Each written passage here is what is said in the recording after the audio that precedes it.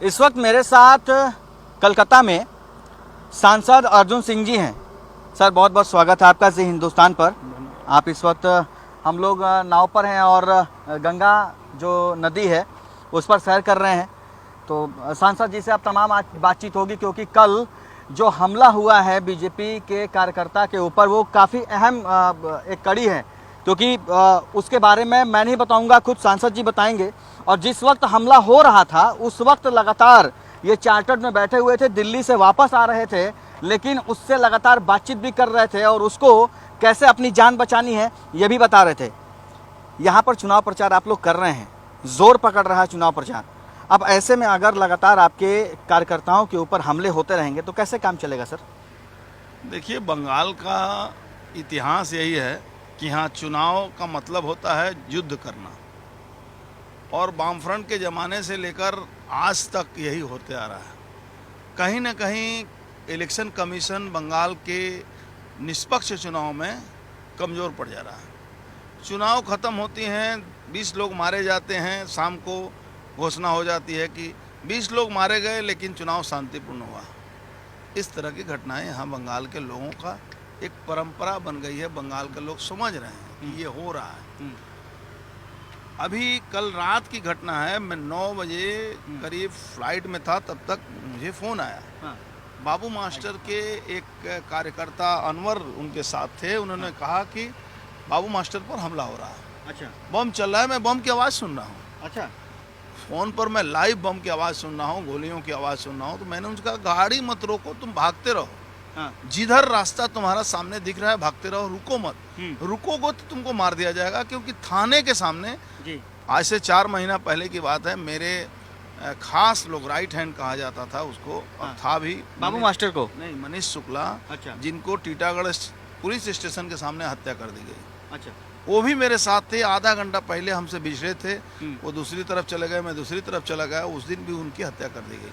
बाबू master के साथ भी, बाबू मास्टर एक इतना बड़ा फैक्टर है कि बसीरहाट का 7 विधानसभा का फैक्टर है। अकेला आदमी जो तृणमूल से बीजेपी में आए हैं। हाँ, अब तृणमूल में खलबली मच चुकी है। हाँ, अब तृणमूल में खलबली मचने से ये हो रहा है कि उसको किसी भी तरह हटाओ। उसको बहुत तरह से प्रलोभन दिया गया, उसके ऊपर करीब करीब 36 मुकदमे कर दिए गए, उसके 150 लोगों को अरेस्ट किया गया। हाँ, और आज भी जो विगत कल घटना घटी है, उस घटना से उसको डराने की कोशिश की जा रही है। लेकिन उनको मैं धन्यवाद दूंगा हाँ, कि उनके पूरे परिवार के लोगों ने कहा एक ही बात कि यही क्या ममता बनर्जी का कल्चर है, यही क्या बंगाल का कल्चर है हाँ। कि हत्या की राजनीति करके वो चुनाव जीतना चाहती तो हैं। आप तो टीएमसी में रहे हैं, उसके बाद भारतीय जनता पार्टी में आप आए हैं, तो आप टीएमसी को समझ नहीं पा रहे हैं या कुछ और बात है? देखिए, मैं टीएमसी को पूरी तरह से समझता हूँ।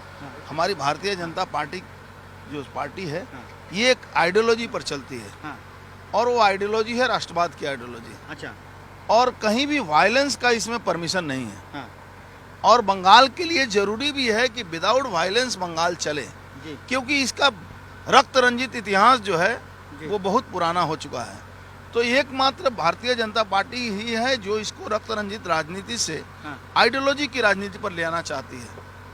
हम जानते हैं, हम समझते हैं, फिर भी हम इस पार्टी में आइडियोलॉजी के पार्टी में आने के बाद अपने आप को भी उसी आइडियोलॉजी में हमको लाना पड़ रहा है। सर एक बात नहीं बताइए, तो ममता बनर्जी जिस तरह से कर रही हैं, उनका हाँ, जवाब हाँ, बंगाल की जनता देने को तैयार है। हाँ, लेकिन हम अपने आइडियोलॉजी हाँ, और सिद्धांत से मजबूर हैं कि हम किसी राजनीतिक वायलेंस में नहीं जाएंगे। अच्छा, लगातार आप लोग इलेक्शन कमीशन भी जाते रहे हैं, तमाम आपके सांसद हैं, मिदनापुर के राज्यसभा सांसद हैं, उसके बाद आपकी लौकेट चटर्जी हैं, आप खुद क्या मांग करते हैं सर वहाँ पे? क्या इलेक्शन कमीशन भी आप लोग की बात नहीं सुन रहा है क्या? देखिए, मैंने तो इस बार कहा था कि जब बिहार का चुनाव लालू के रिजिम में हाँ, केजे राव करवा सकते हैं, हाँ, तो क्या इलेक्शन कमीशन के पास कोई दूसरा केजे राव नहीं है हाँ, कि जो बंगाल का निष्पक्ष चुनाव करा सके? हाँ, हाँ, मुझे लगता है कि इस बार पूरा सीरियस है इलेक्शन कमीशन, हाँ, और बंगाल में रक्त रंजित चुनाव ना हो, हाँ। इसके लिए प्रयासरत है।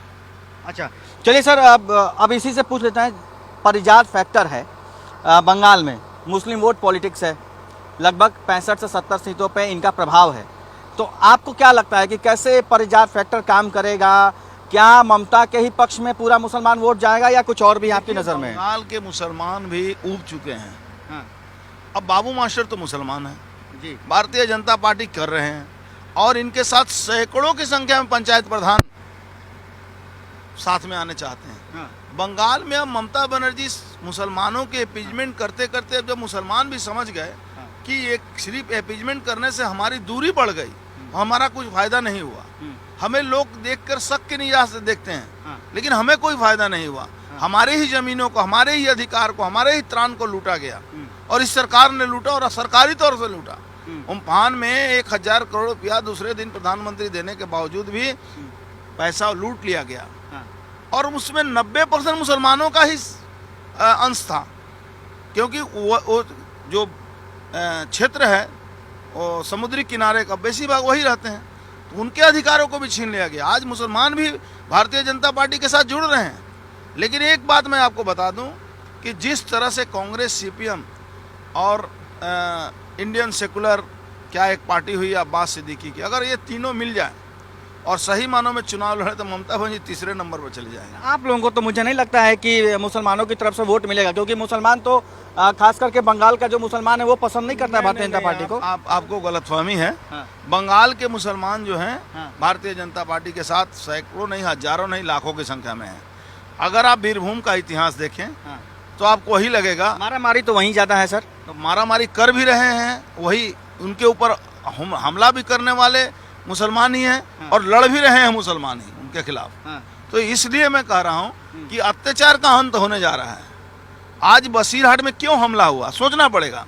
बसीरहाट में बाबू मास्टर का एक अच्छा छवि है, और उसको हमला कराया यूसुफ गाजी, जो वहाँ का मीनाखा का प्रेसिडेंट है, उसने कल इस हमला को नेतृत्व दिया है। अच्छा, याकूब गाजी, उसने इस हमला का अंजाम दिया है।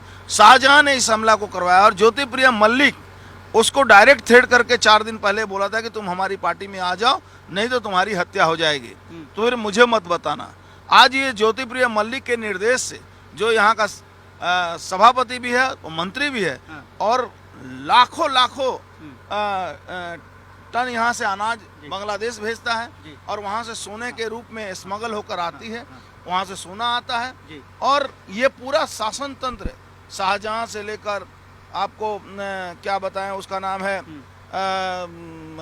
बारिक विश्वास, जिसको भी सीबीआई भी तलाश रही है, सीबीआई भी उसके घर में रेड की थी।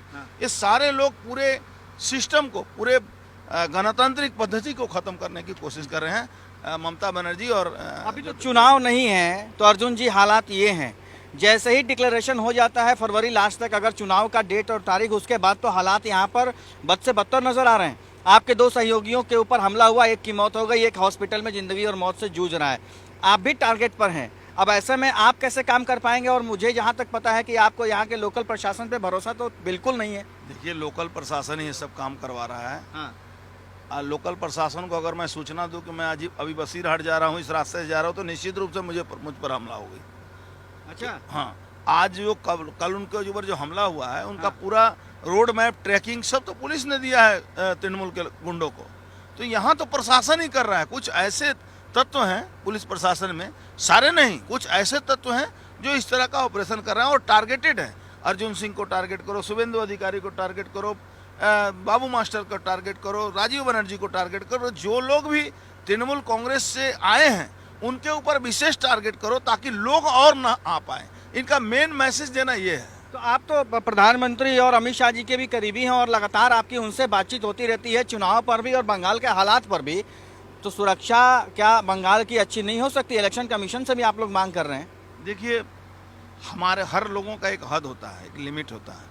हम अपने लिमिट में रहकर ही अपनी सूचना को वहाँ पहुँचाते हैं, और पूर्ण विश्वास है हमें कि इस बार शायद अच्छी तरह से चुनाव हो सके, निष्पक्ष हो जाएगा ऐसे हालत में। क्या कहा, पूर्ण विश्वास है कि शायद अच्छी तरह से चुनाव हो जाए।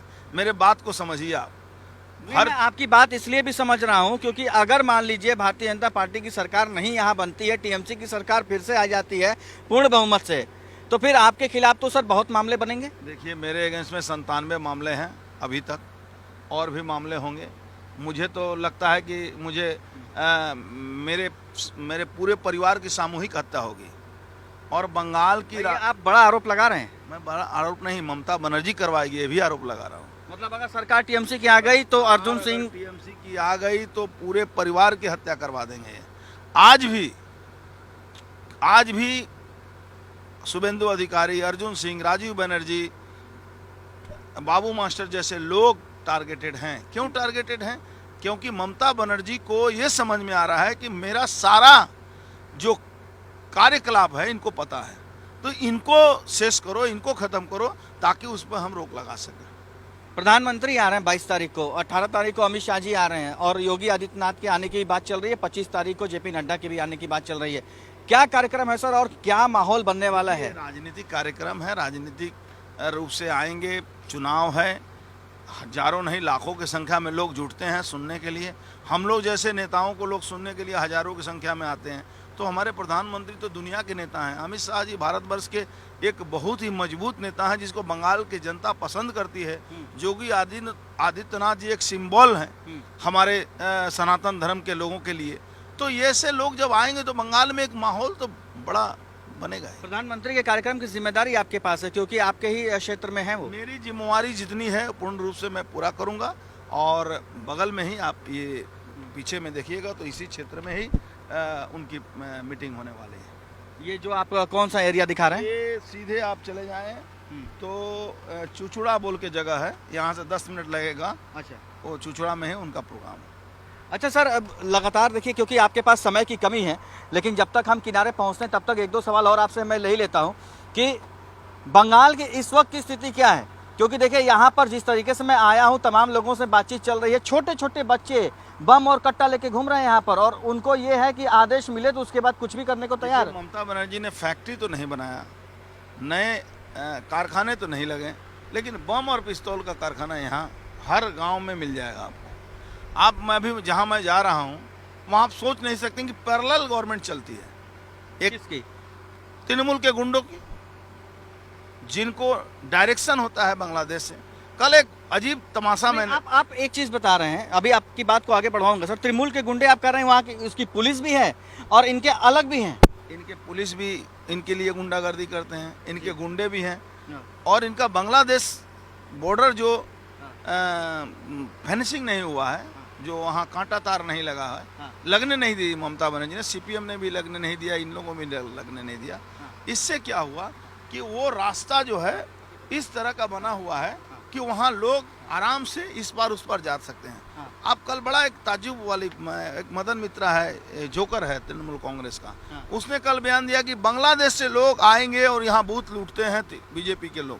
मुझे समझ में नहीं आया, वो दिन भर मस्त रहता है, तो उसको होश ही नहीं है कि बांग्लादेश से बीजेपी के लोग कहाँ से आएंगे। बांग्लादेश और तृणमूल का कनेक्शन खागड़ागढ़ से लेकर और जितने भी अपराधी, जितने भी हत्याएं बॉर्डर पर हो रही हैं, हमारे आज भी कई कार्यकर्ताओं की मैंने बॉडी भी नहीं मिला है इसी बसीरहाट में, तो वहाँ से कार्यकर्ता आएंगे और दखल करेंगे। तो मैं कहता हूँ कि भाई इलेक्शन कमीशन का बहुत बड़ा जिम्मेवारी बनता है, हमारे होम मिनिस्टर साहब का बहुत बड़ा जिम्मेवारी बनता है कि भारत की जनता, भारत के अंदर ही बंगाल है, भारत की जनता का जीवन और जान और उसके संपत्ति की रक्षा करना इस देश के कानून का अधिकार है। आज की डेट में अगर चुनाव हो जाए अर्जुन सिंह जी, तो कितनी सीटें भारतीय जनता पार्टी ले आएगी और अभी की स्थिति क्या है? देखिए 200 पार टारगेट है और मैं पूर्ण विश्वास है, जहाँ तक मैं चुनाव समझता हूँ, मैं हमेशा नेगेटिव वे में चुनाव जीता हूँ और मैं जो माहौल देख रहा हूँ कि बंगाल में 200 के पार तो होगा ही। ममता बनर्जी की जो पार्टी है वो 3 नंबर में निश्चित रूप से जाएगी। कांग्रेस अच्छा कर जाएगी उनसे? कांग्रेस, सीपीएम और अब्बास सिद्दीकी, ये तीनों का अगर समीकरण हुआ तो इनसे ज्यादा समीकरण। चलिए सर, बहुत बहुत धन्यवाद जी हिंदुस्तान से बातचीत करने के लिए। तो अर्जुन सिंह साहब को आप सुन रहे थे, लगातार ये हमारे साथ थे और अभी भी ये हमारे साथ ही रहेंगे, लगातार इनसे तमाम चर्चा करते रहेंगे। इनका कहना है कि भारतीय जनता पार्टी का टारगेट है 200, लेकिन अगर कांग्रेस, सीपीएम, सीपीआई और एम मिलाकर और तृणमूल अब्बास सिद्दीकी को मिलाकर अगर चुनाव हो जाता है, ये साथ आ जाते हैं, तो ममता बनर्जी तीसरे नंबर पे होंगी। लेकिन अभी तक कुछ भी कह पाना संभव नहीं है। लगातार यहाँ पर काम चल रहा है। 22 तारीख को प्रधानमंत्री, 25 को राष्ट्रीय अध्यक्ष जेपी नड्डा और 18 को गृह मंत्री अमित शाह का दौरा है। तमाम कार्यक्रमों में ये व्यस्त हैं। अब देखते हैं आने वाले समय में क्या होता है। अभिषेक दुबे, कैमरामैन प्रमोद के साथ, जय हिंदुस्तान।